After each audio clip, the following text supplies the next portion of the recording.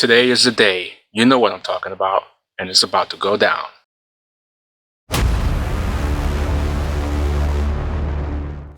Hi everyone, Rob the Average Lawn Guy. Welcome back.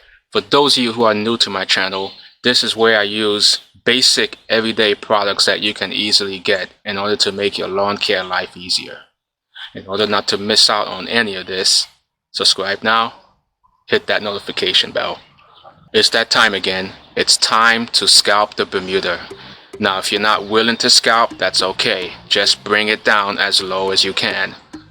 Now the reason why we scalp is because on top you have dormant Bermuda that is not coming back, and that dormant Bermuda is providing an insulation effect to the soil, and that's preventing or at least delaying the sun from warming it up. When you scalp, you're allowing the sun to warm up the soil, and that soil, as it reaches higher and higher temperatures, this is where you'll have new Bermuda starting to grow.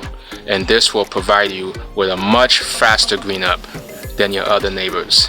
I've mentioned in my other videos where you want to start bringing your Bermuda down slowly over time. This will make it easier on you when it comes to scalp time. Here's a satellite view from last year. You can see my lawn is green. All my neighbors around me are still dormant. This is what I want.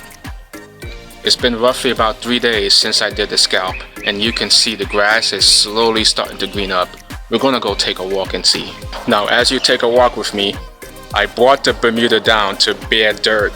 It's roughly about 3/4 of an inch. I'm gonna turn this camera around, you can see for yourself. It's really low. And this is the good thing about using this new Honda mower. It goes down to 3/4 of an inch, and that's really low. But you can see a little bit of green shoots coming up all over. Alright. I mean, it's looking good. Something to look forward to. Now besides the scalp, I've had a few other projects that I did. Now besides the scalping, I'm in the process of doing several projects at once. I'm still debating if I should even post these or not. But you can see here, I've installed 2 raised garden beds. And then over here, there's more garden beds right here. I'm in the process of installing another one in that empty spot. Turn the camera around. This is a project I'm gonna go over in a later video, maybe in about 2 videos from now. It's still a work in progress, but it'll make more sense once you see the video. But this project here, a lot of issues on this side. It mostly has to do with drainage.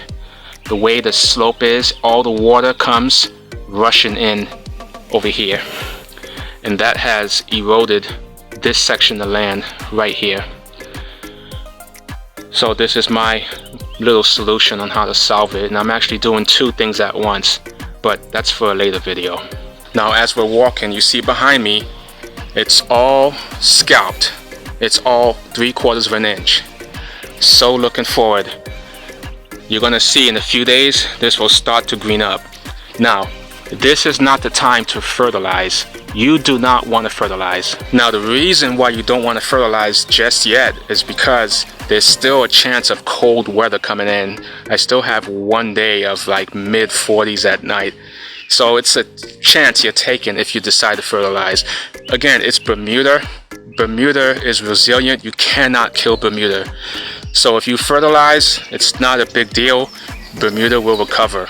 So with Bermuda lawns, you want to scalp, or you want to at least bring it low. Now when you scalp, you don't want to leave the clippings on the ground. You want to bag it up and dispose of it.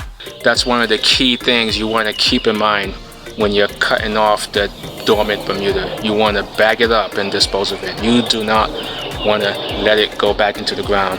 Now it's best practice to go over the area at least 2 times, preferably 3. This way you're able to get as much of the clippings as possible. Now some key takeaways when it comes to scalping. You want to bag up the clippings. Bag it up and dispose of it. Don't allow it to just sit on the soil. The second thing is you want to go over the area at least 2 times, preferably 3. This will ensure that you're getting up as much of the clippings as possible. Finally, I would not fertilize just yet. I would wait probably another week or so, only because the chance of frost has not passed yet. Now, the chances are high we're not going to have any more frost days, but looking at the 7 to 10 day forecast, I still see 2 days where it's mid 40s at night. So you're really taking a chance if you decide to fertilize at this time. I'm in North Georgia, so I'm speaking for North Georgia right now. Anywhere else, you gotta play it by ear. I know Texas is a little hotter right now, but speaking for North Georgia, this is not the time to fertilize. You want to hold off on your fertilization. Now, after you scalp your lawn, the one thing you really want to do is apply your pre-emergent. I applied my first dose of pre-emergent a few weeks back. I used the granular Sunnyland 007. You can use any type of granular you want. Now, after you scalp, this is when you want to apply a second dose of pre-emergent. That will give you the protection you need. You can use granular or you can use liquid.